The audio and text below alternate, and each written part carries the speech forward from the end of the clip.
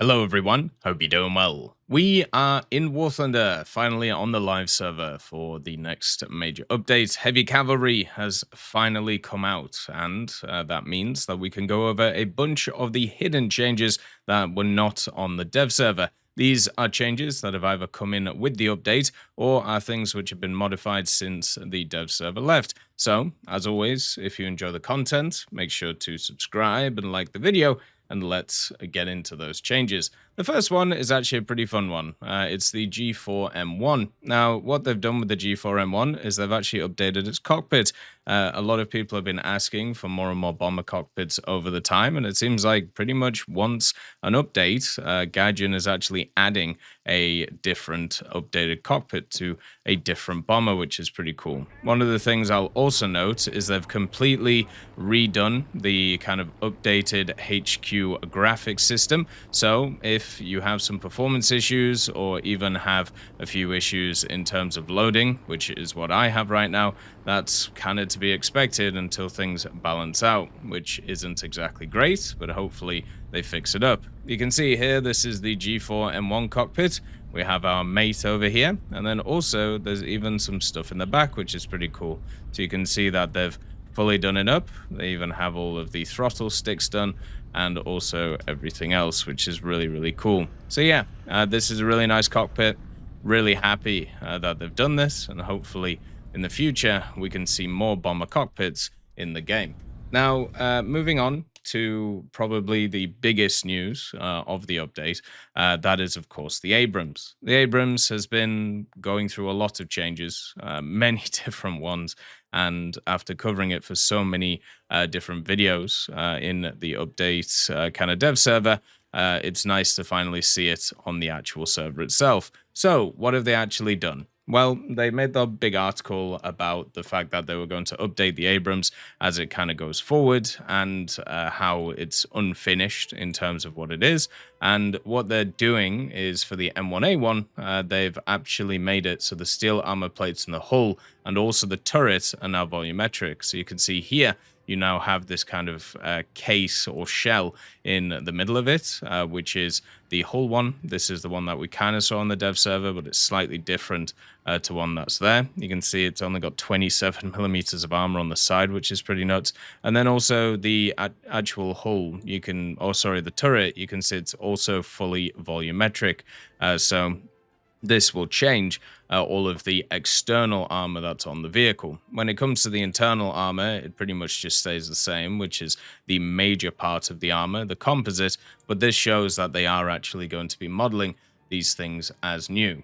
The other thing to also mention is this seems to be the only Abrams which actually has this right now, and just to kind of show you like protection of this, it is slightly different to what was there before, but you still have kind of the weird weak spots which are around. So for example, if we want to do, let's say, USSR, and then we can do the funny annoying rounds from the BMPT, so the APDS from the 30mm.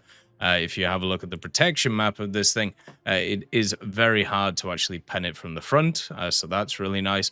But still, on the side, which is here, you can see that there is a little bit more that you can actually pen compared to what we saw on the dev server. You still can't really penetrate here. You can see it's 128 millimeters of armor, and then also 157 on the turret. Now, if you're actually facing, the proper rounds that generally you'll face, so for example, the 3BM60, which is the standard top tier round, or even high tier round nowadays for Russia, you can see that the lower glacis is not going to stop it. Neither is the turret ring, neither is anything else. So the 3BM60 is just going to go straight through you, and nothing's really going to change. They have modified some of the armor plates in the center. Doesn't really change too much, just a few millimeters here and there. And then also the side, so against stuff like autocannons and things like that, they're going to have to target your gun from the front. But against like actual rounds that you're going to face in most vehicles, the armor is not really going to make too much of a difference. The other thing to also mention is, as they said in the article, this is a process. This is not finished yet.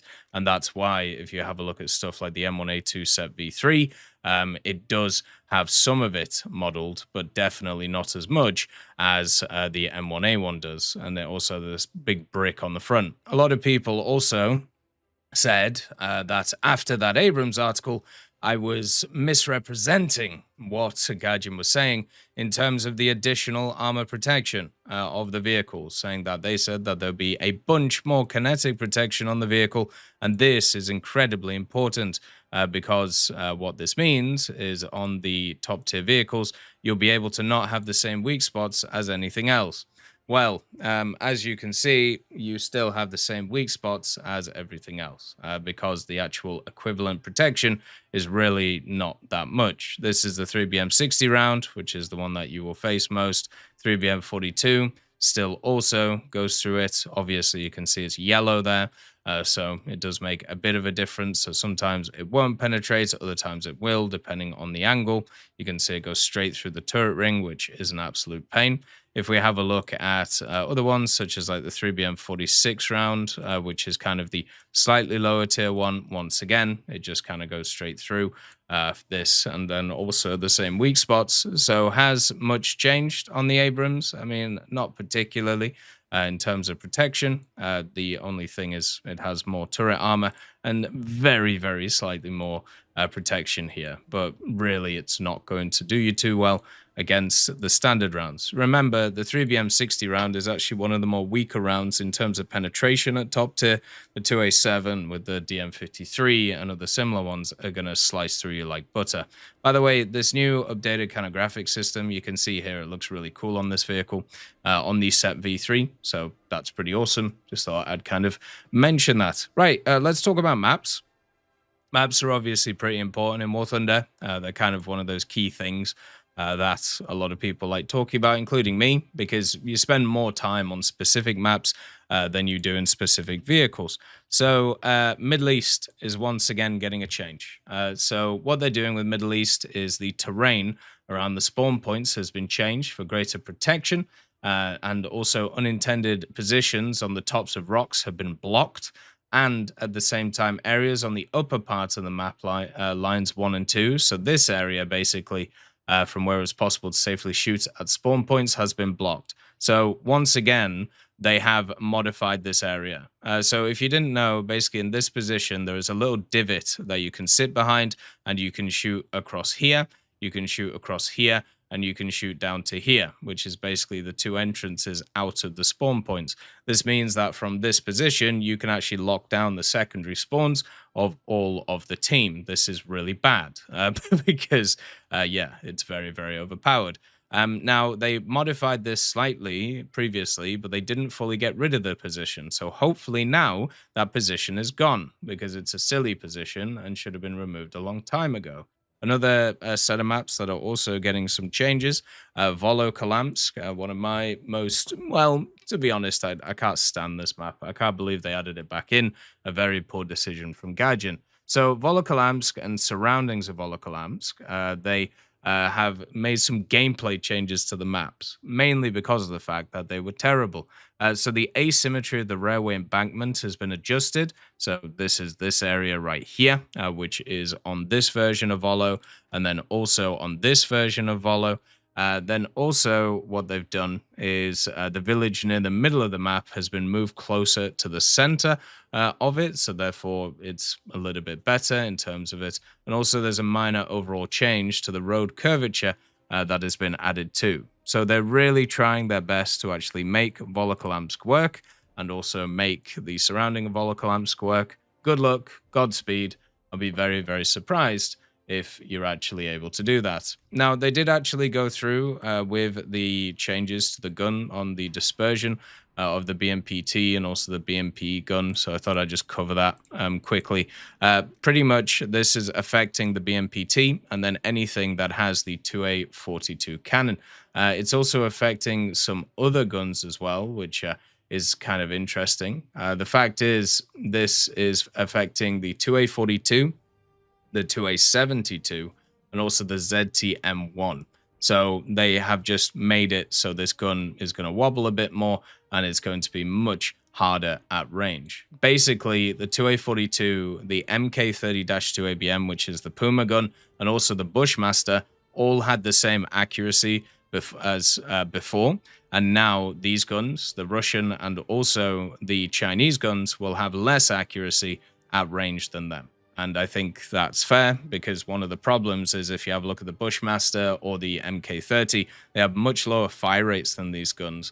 And that's been kind of the problem with them. With stuff like the BMP-T, you can take out guns or cannons in a matter of half of a second, where with a Bushmaster, you have to wait maybe 1 or 2 seconds to do it. And this makes a huge difference in terms of gameplay. So I think this change, very, very positive. Another thing they've also done on all Chinese vehicles at the highest echelon, they've actually changed the way that their smoke grenades are. So they've just made them a little bit different. You can see here the way that they look at, by the way. Some other nations have kind of like green ones. Other ones have, different ones, but these are the ones that are going to be Chinese. If you want to see a really hilarious video, by the way, there's a Zibidi or ZBD04. Or a Bing Bong, or the Boo Bing, sorry. This accidentally fires off one of its smoke grenades, and it absolutely clatters into a group of people who are watching it at a testing area, and it is just so funny. But anyway, you can see the updated smoke grenades. They look really cool. This is something they've been doing in the background with a lot of vehicles, and I just think it's really nice. Another thing to add is about helicopters. So they did remove the man-in-the-loop system from a lot of the top-tier helicopters. So anything that was using kind of the CM 502, this one right here, or the LMUR, or the good old Spiky R. So you don't have to worry about them yet. But one of the things I will mention is they did say that they will add this system back when enough nations get helicopters with this ability. So it's probably going to come pretty soon, and that sucks. The other thing to also mention is a lot of the starter helicopters got much, much better default loadouts, and this is something that they really should have done a long time ago. So, for example, the Mi-4 now gets 4 phalangers instead of the 2 that it had previously. The Mi-8TB, which is in the German tech tree, if I remember, this one also gets access to some more 9er M14s. You can actually bring 4 of them now, the Malyutkas, instead of, if I remember, it was either just rockets on this machine or it was just nothing. All of the kind of Italian, German, and also Russian, Japanese, and Chinese vehicles with the 9 M114s all get them up to 4 of them default now, which is really, really nice. It just makes them a little bit easier to do. And then also for Italy and many others, stuff like the A109E right here, you can now actually bring along some up to 4 of the BGM-71Cs. This is also on the Zephyrs and also on the standard Cobras in the American tech tree. Same with stuff like the Lynx AH Mark I and the A129C CBT, and stuff like the Little Birds and the Z11s and the Gazelles. So they're just making it so the stock grind is so much easier on these machines. You don't actually have to unlock the missiles as you get them when you are default. And this should have been done a long time ago with a lot of these machines. A lot of these mid-tier helicopters never see any play because it's just really, really annoying grinding out all of their different stuff. So this is much better. And maybe they'll be able to balance them properly now. Who knows? At the end of the day, anything is possible. We also have something that's really cool. They added in a bunch of new decals. So we've kind of covered these over the last period of time. But just to give you an idea of which nations got the new decals. So Japan got access to some naval ones. You can see them here. They're all grindable depending on their machines. China got some aviation ones. You can see them down here.